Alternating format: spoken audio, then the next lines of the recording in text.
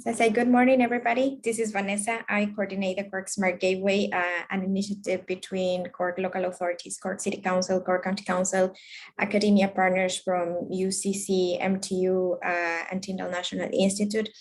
Additionally, we also collaborate with industry partners that comes from networks such as IT at Cork, Energy Cork, and the Cork Chamber of Commerce.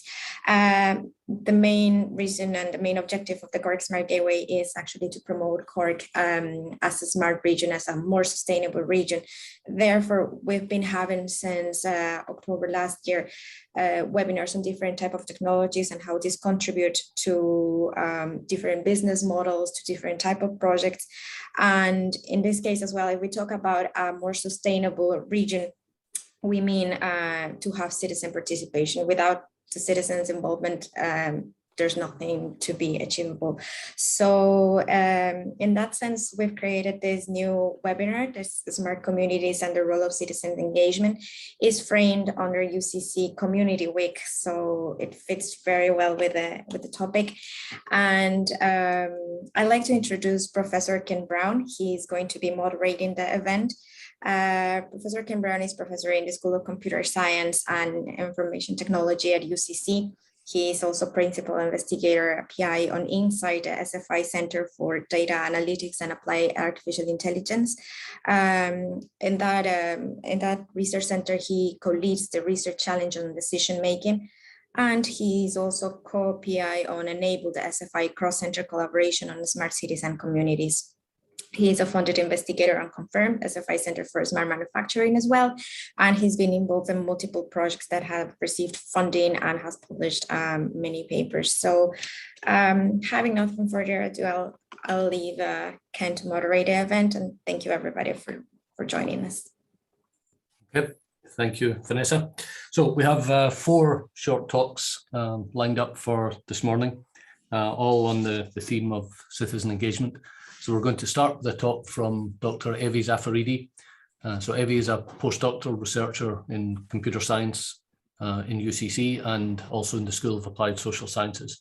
And her work for a number of years has been looking at using technology to help patients with dementia or people with dementia, both in the UK and in Northern Ireland and now in Ireland. So I'll hand you over to Evie.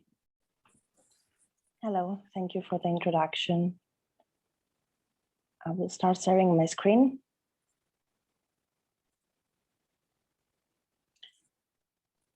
Right, so in this presentation, I would like to present our current project that aims to identify loneliness in older adults through the use of technology.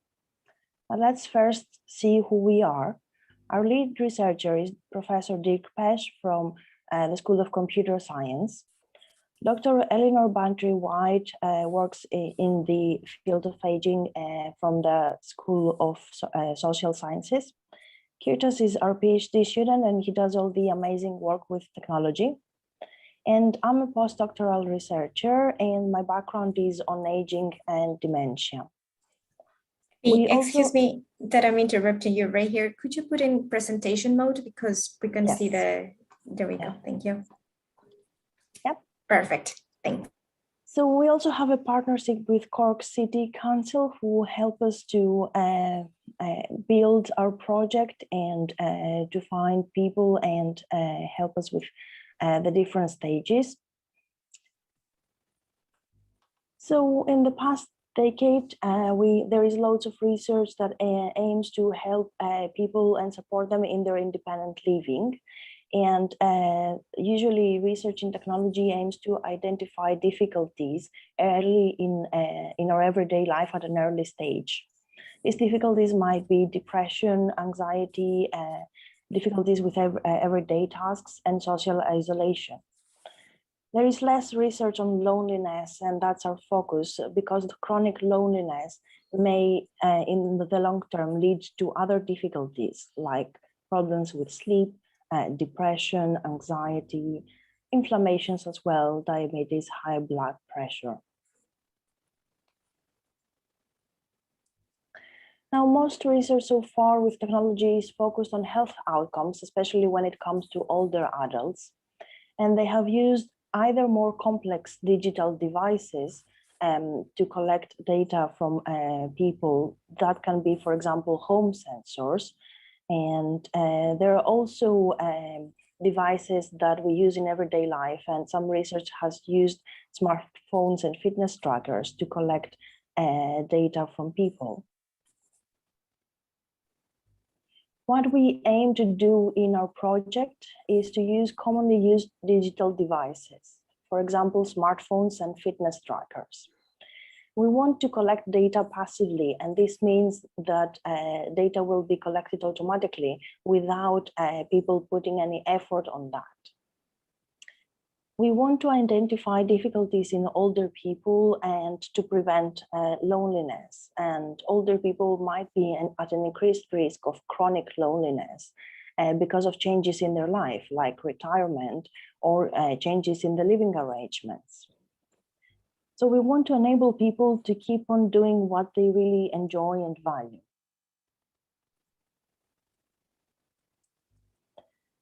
To do this and to run our project, we have 3 main phases, and they all involve the participation of the people of our interest, so older adults. We first aim to have an advisory group with older adults who can advise and be actively involved in the development of our project.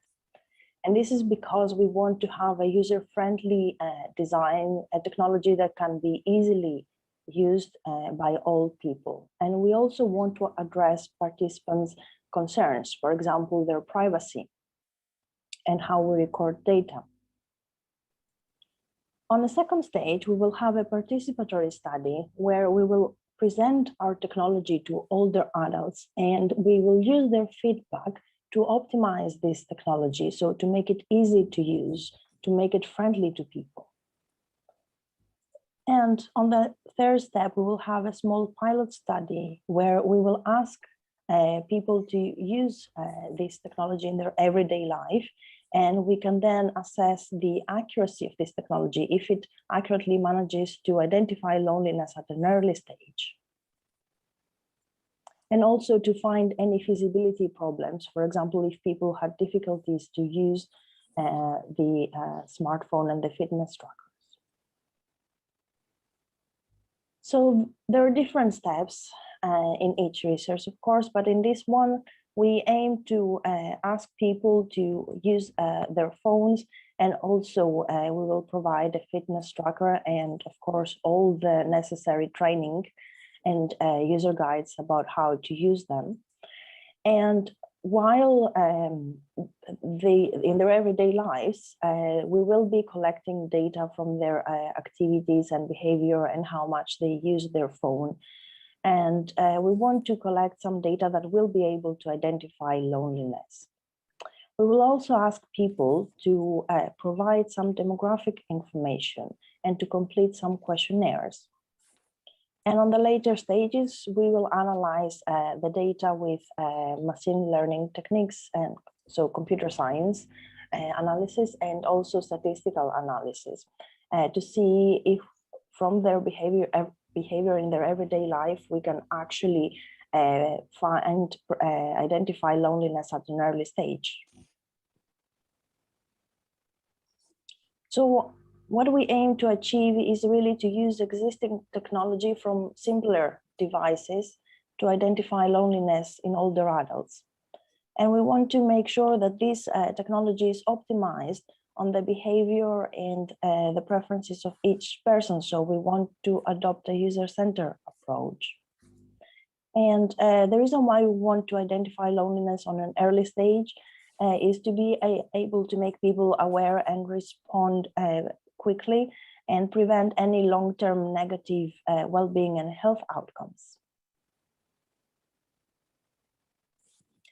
I thank you, and don't hesitate to get in touch with us if you want to know more about our project.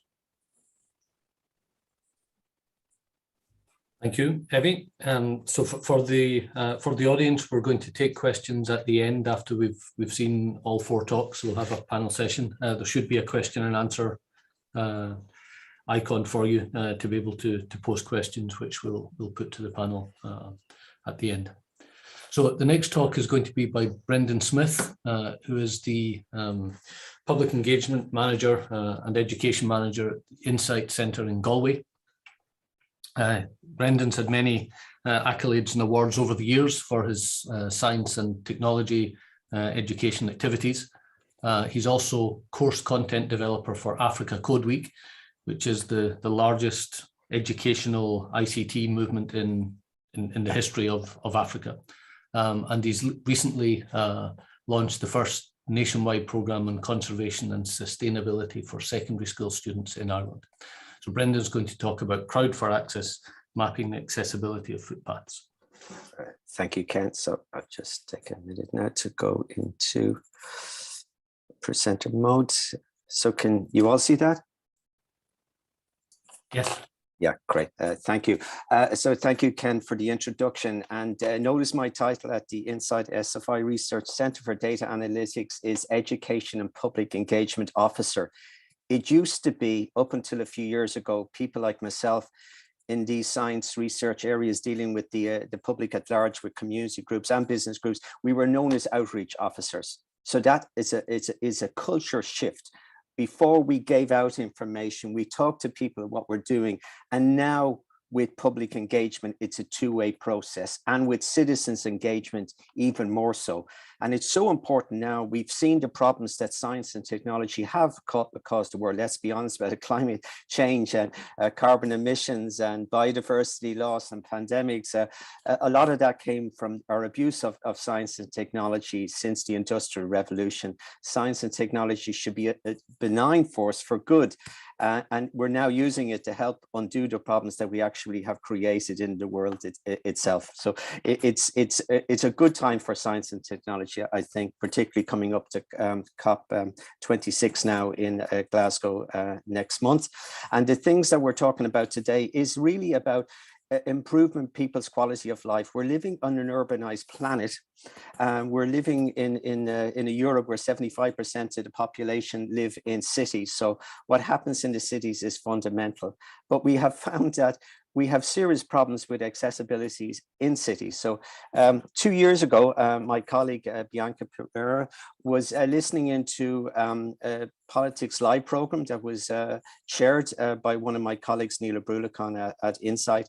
And we were looking at issues of importance to people in the Galway area. And one of them was on physical disabilities. And she was listening intently to what the people had to say that were on it as guests. And Aaron on my left here is in a wheelchair, and Marion in the middle is visual empowerment. And both of them, particularly Aaron, found it much more easy, the streets within the city to move rather than the footpaths, which is what the footpaths were supposed to be designed for non-car modes of transport. And then she looked at the greater picture in Galway and around Galway for herself and saw so many roads existed for cars. They were car-centric and did not have the facilities for people that were non-car mode of transport, particularly walking and so forth. And she looked then closer at the city and saw there was a huge barriers for so many people. And all of us, to a greater or lesser degree, have accessibility issues, whether we're old, whether we're very young, or whether we're parents with a buggy, or whatever. There's so many levels of accessibility that we have problems with. And she looked at what the issues were in terms of the research that already had taken place. The data was actually out there, and it was very limited in terms of what was there, and it was quite ad hoc. And looking at the issue of data, it was a data problem. Whatever we had on issues of transport modes within the city, networks within the city and out of the cities, were concentrated on the roads themselves. GPS, in terms of its coordination, in terms of its structure, was modeled from the road outwards. Very little thought was given to footpaths itself. So herself and one of her colleagues, Venkatesh, came up in late 2019 when there was a citizen science call from Insight for funding, came together and came up with the idea, the program for Crowd for Access, and the name explains it. all. So the first element was, it was a three-structured approach that they adopted, and they got funding for it, I should have said that. The experience sharing workshop, to gather people together that were involved in disability issues, physical disability, but also different types of disability. People involved, say, for instance, Galway area, in a group called Access for All, and look at the issues that face them in terms of movement, and look at the different needs. As I say, people, we all have access issues to a greater or lesser degree, and pull everybody together and do an holistic approach of what the problems were like. So if you look at tactile pavement, it may be suitable for some people, but not for others. And even things like, you may put a bollard, the council may put a bollard in the middle of a footpath to stop them being used by motorbikes or whatever, but it creates difficulties for anybody with a wheelchair or anybody with a buggy itself. So it was collating all that information together from citizens themselves to put together this package and look at all the elements that are supposed to help access, but sometimes actually become a problem in themselves. And again, people came together, they photographed what was in the city, they looked at the issues that were there access for some, but not for others, and therefore not access for all. And then started to actually put together a methodology for this. And supporting technologies, working with the community groups itself. So a lot of this is image-based, as you will shortly see, and it's gathering all of that image data together. And then training people up through a mechanism that allowed people to actually map. So what was used was open data, open source data, and using your ordinary camera, using an image processing collection app called Mapillary, that allowed people to do streaming of photographs, but obviously training had to be given to people involved, because positioning camera would be important, and so forth. So that training took place across Ireland, and we built up a network of groups. And obviously the important thing from using a camera is that you become a prominent fixture to people in the area. So you want to be as discreet as possible. You don't want to have a camera out in front of you and people get concerned about what you're photographing and so on. And we had to explain people, we have our fest, and we had to explain to people that the photographs we take, the numbers of car plates would be hidden, faces would be hidden, and so forth. So there was a lot of training done in that, and the use of it, and about how the tagging system worked, and training people up as well, because we had a range of people involved, not just people with direct physical disabilities, but also members and families, and looking at the different types of crossing, different types of footpaths, different types of connection systems, and putting them all together, and then mapping them on a system. And we use OpenStreetMap. And OpenStreetMap is a fantastic resource, and up until recently it hadn't got very much data, as I said earlier, on footpaths, but it's a fantastic resource to have. And we start building up the data on that, the information in a tagging mechanism. So I'll be as fast as I can, but you can see there the different levels. The tagging is so critical in terms of the information it's given. So it's all about giving information to citizens, giving information to policymakers, and building up this database. And even one individual can make a huge difference. So this is one individual in an area of Dublin that map themselves. So you don't need huge numbers, but you need people that are actively involved, that have issues themselves, to actually make a difference. So this is pure citizen science. And COVID came along and it stopped everything, because the very groups that we were working with, we couldn't do that type of mapping, the group mapping anymore. And obviously we had to postpone it, and now we're reactivating it now as part of the Science Week of next month. But COVID itself was a reality check for all of us. And we realized the problems that we have. We looked at the same places we lived with a fresh pair of eyes, so to speak. And it's given us an opportunity to reimagine our cities, to build back greener and bluer and smarter, all of these things, and healthier and wilder. So too often we have felt that we were above nature, separate from nature, and then we're finding out our abuse of nature has led to so many problems, and we have to reconnect with the rest of nature itself. So building back greener and bluer is so critical, but very much smarter. This is a great opportunity for, oops, sorry, no, I just had a disconnect there. So this is the heart of Galway, and people saw Galway, saw Cork, saw Limerick, saw cities all over the world in a different way.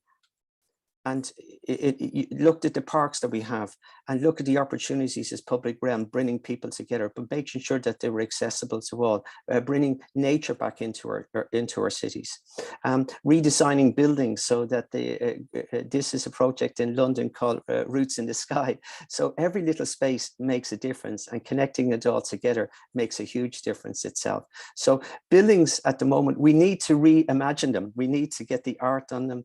We need to get the technology on them. We need to get the green on them. We need to integrate them into the blue infrastructure. So for far too long, our cities have been car-centric, and most of our time, 99% of our time is in the built environment.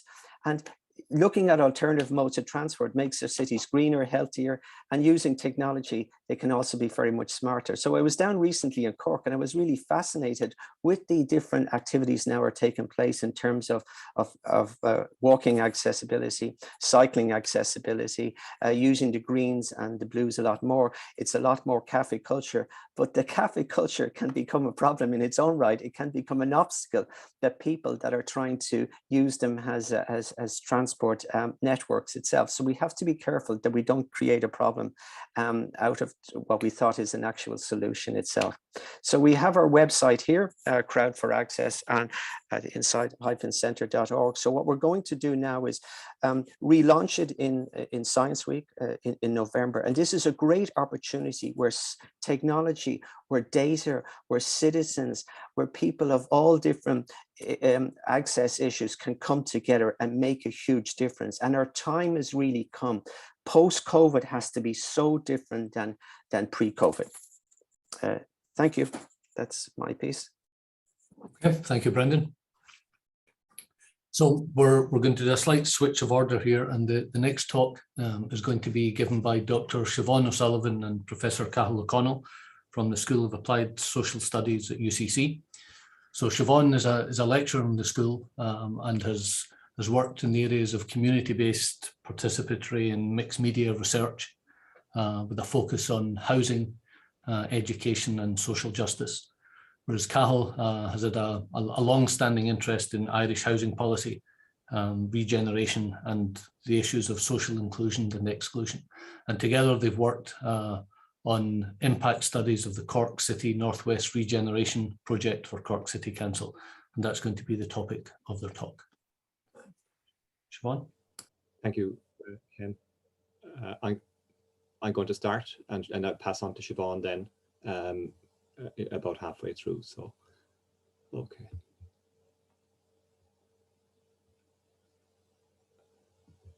Can people see that? Yes, but you're still in edit mode at the moment. Yeah. Oh, how do I put it into? So there's I'm seeing a resume slideshow link. That will do. Yeah. Right. Okay. Thanks. So apologies for that. Yeah. So thanks very much, Ken, for the introduction. And I've been listening with interest to our previous presentations as well. And I think a lot of resonance is there across the themes that are being looked at. So Siobhan and I have been looking at this issue of regeneration in a neighbourhood of Cork City in Knocknaheeny for around the past 8 or 9 years. And it began when the City Council adopted a master plan for the regeneration of the northwest region of the city, focusing on the Knocknaheeny estate. And at the time, they asked us to become involved from an evaluation point of view.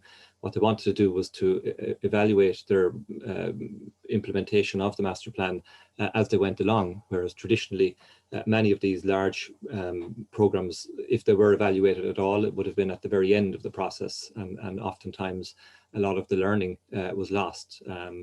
The advantage of evaluating and engaging with the community as you roll out the program is that you can adapt and you can tweak and you can adjust according to the feedback that you get from the community. So we've been doing this work with the City Council since 2013.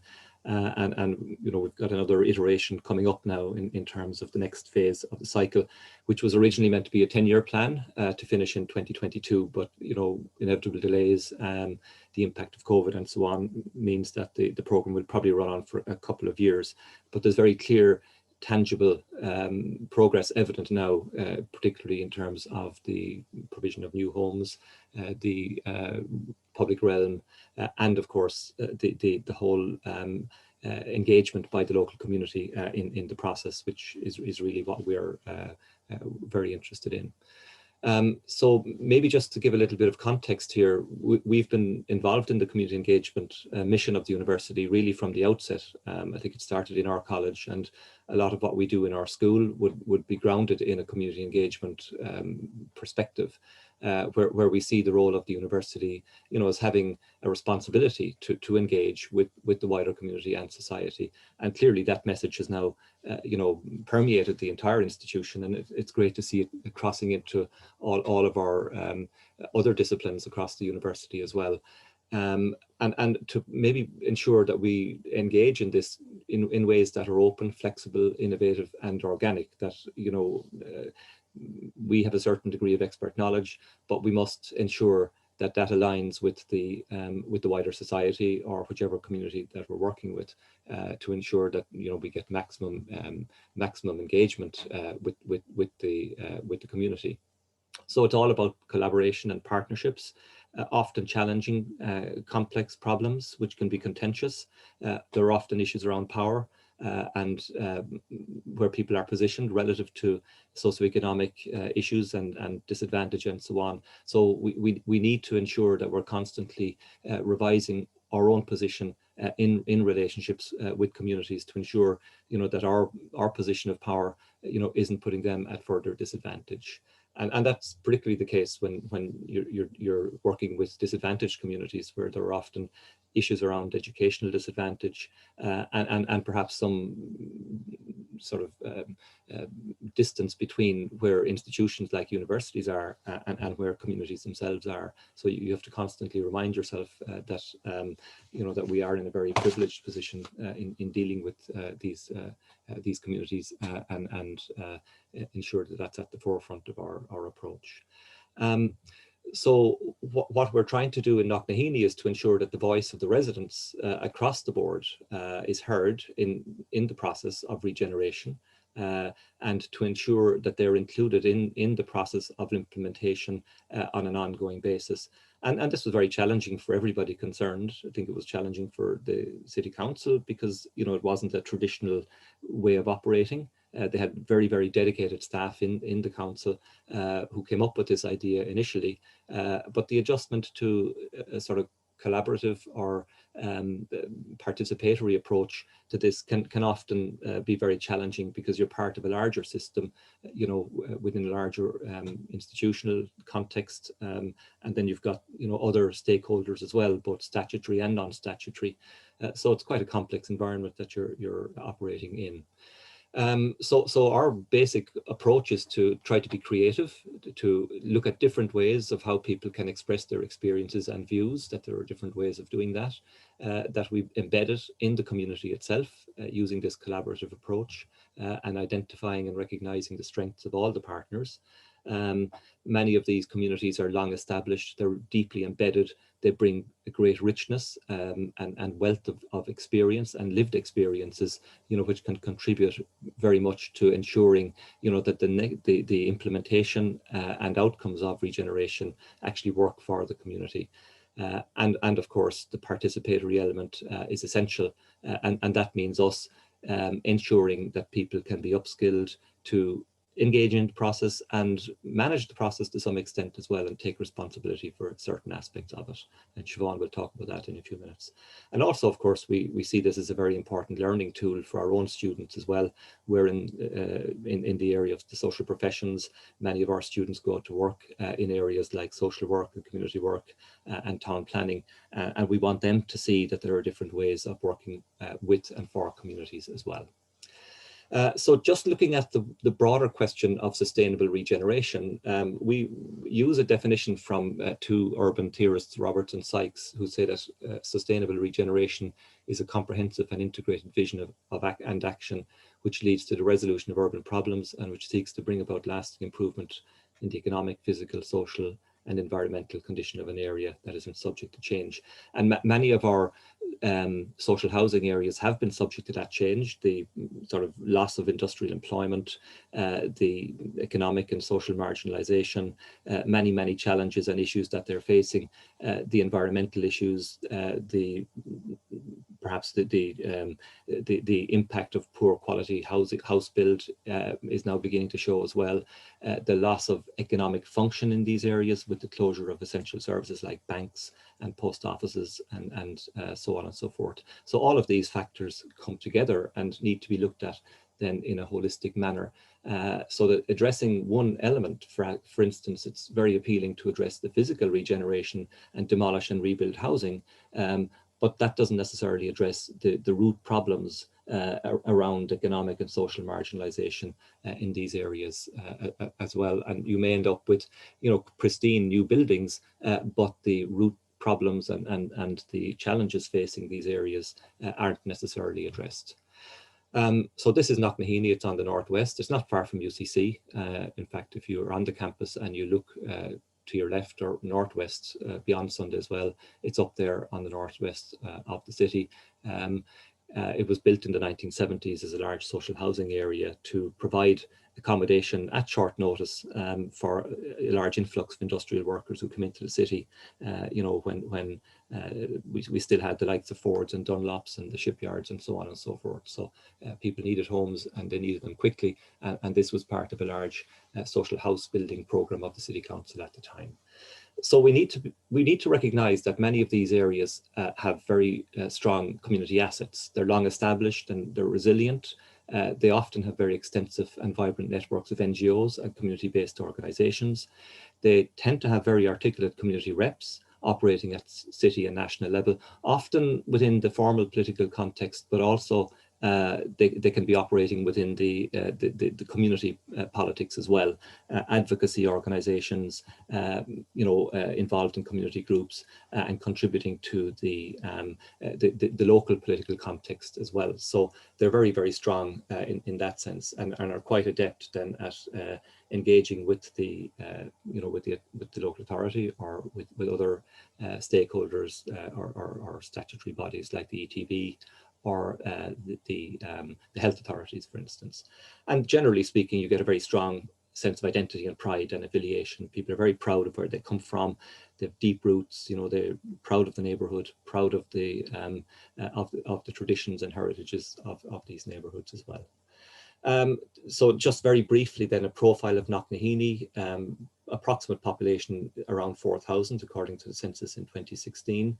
A young demographic, and this is partly to do with the fact that it's predominantly social housing, which is allocated to households from the waiting list, and oftentimes you'll get younger families, often lone parent headed families with children. So that impacts on the age profile. And then on the other end of the profile, you have older families who have been there for the last 40 years, and they tend to be the older households, often empty nesters at this stage as well. So it's quite interesting from a demographic point of view in terms of the household structure.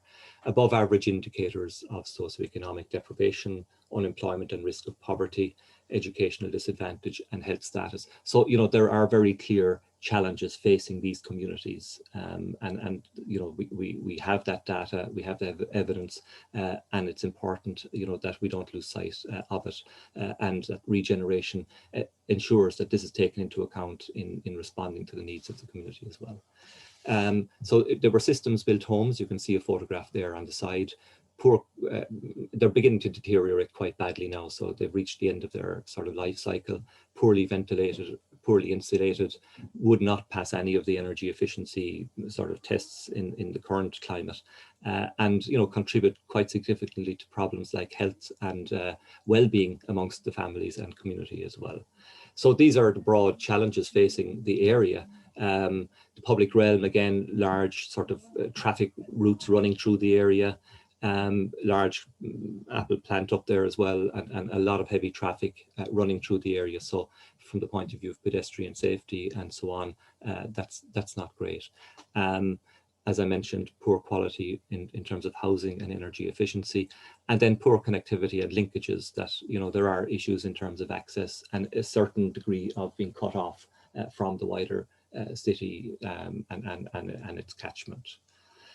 So the council produced, in association with the housing agency, a physical and infrastructural master plan, about 170 million of capital investment, largest capital investment in the city, in terms of public investment, 10-year timescale, 650 new homes, a new town centre and retail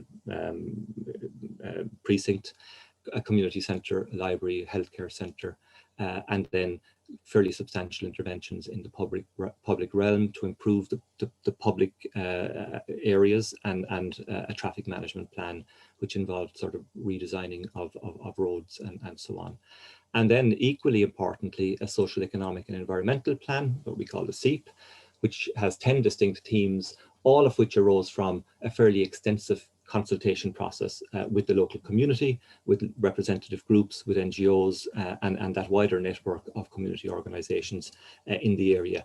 And this is very, very extensive and sort of spans a whole range of areas in terms of families, children, community safety, education, lifelong learning, etc., and really depicts the vibrancy of the area in terms of the number and range of organizations involved in the CEEP process.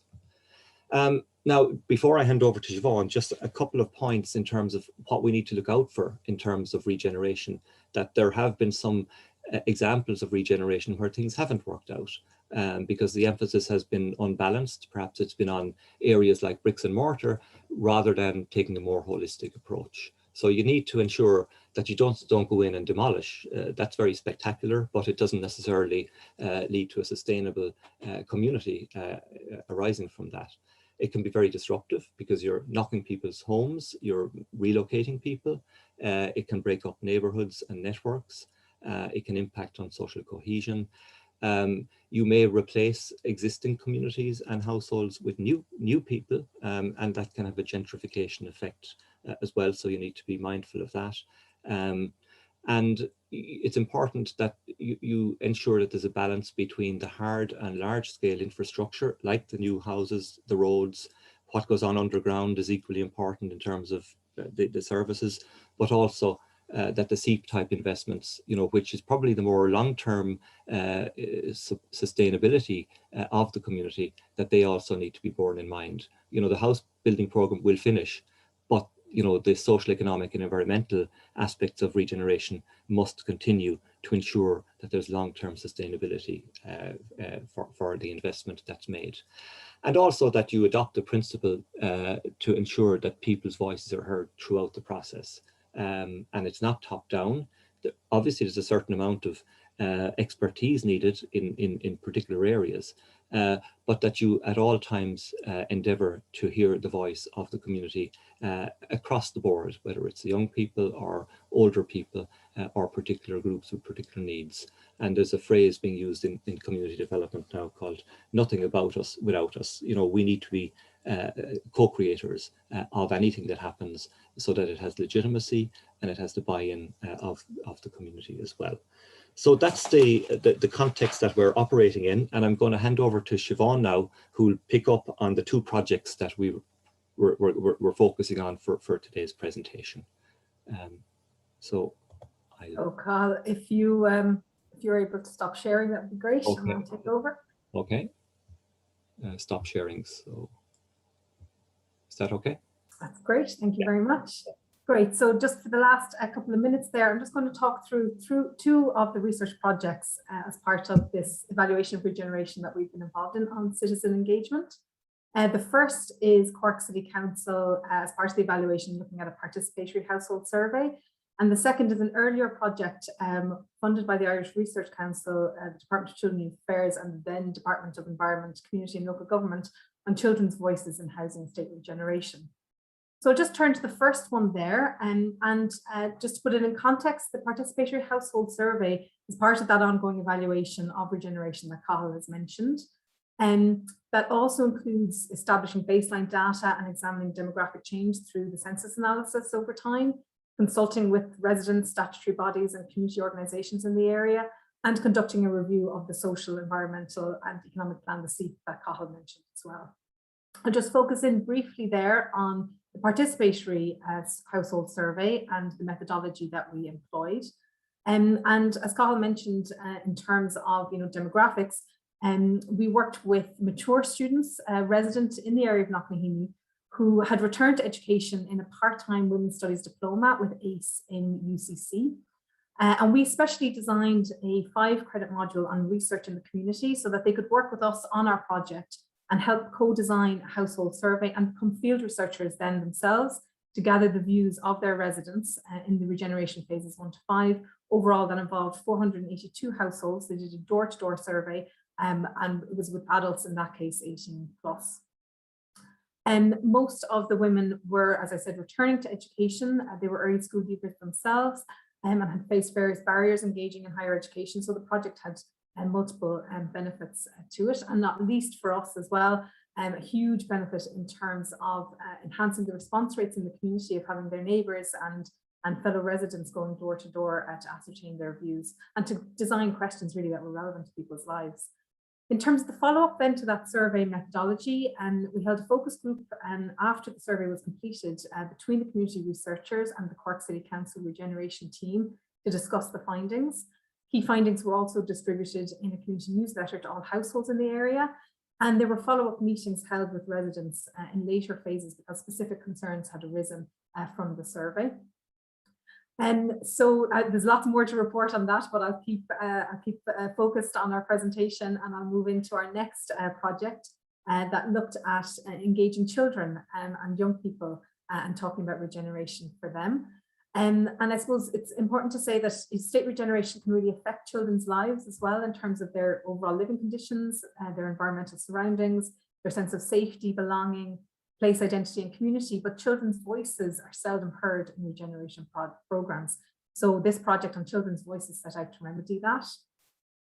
And connecting back into some of the points Cathal made earlier, the methodology in this case was very much a mixed methods approach and a rights-based approach to ascertain children and young people's views and experiences on the regeneration of their area. So we developed a tool for focus groups. We had 10 focus groups involving 78 children and young people from the ages of 6 to 19. And our tool was called the Wheel, and it was 4 quadrants where they could write in it what they like, don't like, would like to change about their area and how they could have a say. And it was complemented by creative methods, including music, photography, and art. And I'll just zoom in there on some of pictures and art and photographs that young people took and were engaged in. So for the youngest children, we were given markers and pens and asked to draw whatever they liked on the wheel. We had a photo voice project where a group of young people in a local school took photographs of the area, and then we met up with them, discussed their photographs. They were captions, and we had it assembled into a professionally printed poster as a permanent record of their participation. And their participation was absolutely fantastic, as was the women's participation in the community research. And the last stage of our research with children and young people involved music and a rap project. We had 2 groups of young people, one under 12, one over 12. You can see some of the lyrics that they generated there. And we commissioned a local rap artist to work with us on the project and to build and create this song with the young people. There is a permanent record of it online, and we can make the slides available afterwards so people can listen to the performance of the raps. And the rappers also performed their finished raps in front of Cork City Council, government officials, their school and their community and parents at a launch event. So it was a very, very powerful piece of work that these young people generated. and really, I think, depicted at the core young people's sense of exclusion from regeneration and also their desires for what they would like to see changed. So finally, I suppose myself and Carl were thinking about the impact of doing this kind of work with communities and the significant value and contribution that the local community have made in designing and conducting research. And we think this kind of research is a type of smart regeneration that really gives better outcomes. It allows for real-time data and evidence to inform the implementation of the master plan as it's ongoing, rather than waiting until the end of a major program of public works and then evaluating it when it's too late to shift the focus. And as I said earlier, it led to a phase of resident engagement and where there was specific program of works arising from resident survey, and with later phases who wouldn't see change coming for some time because of the nature of the rollout of the program.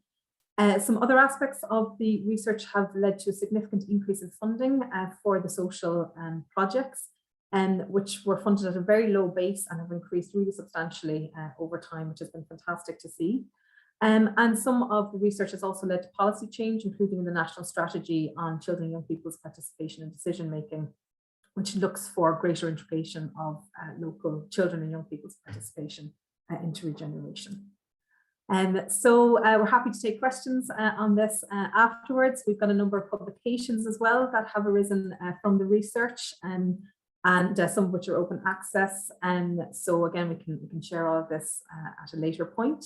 And just to say thank you very much for everyone for listening, but also a huge thank you to all the participants in the research and from all ages. It's been a really fantastic piece of work to do. And to see change happen over time, but also, you know, with COVID, things became very limited, and we're looking forward to really resuming work in the community in a more of a face-to-face way in the future. Thank you. Okay, thank you, Siobhan and Cathal. So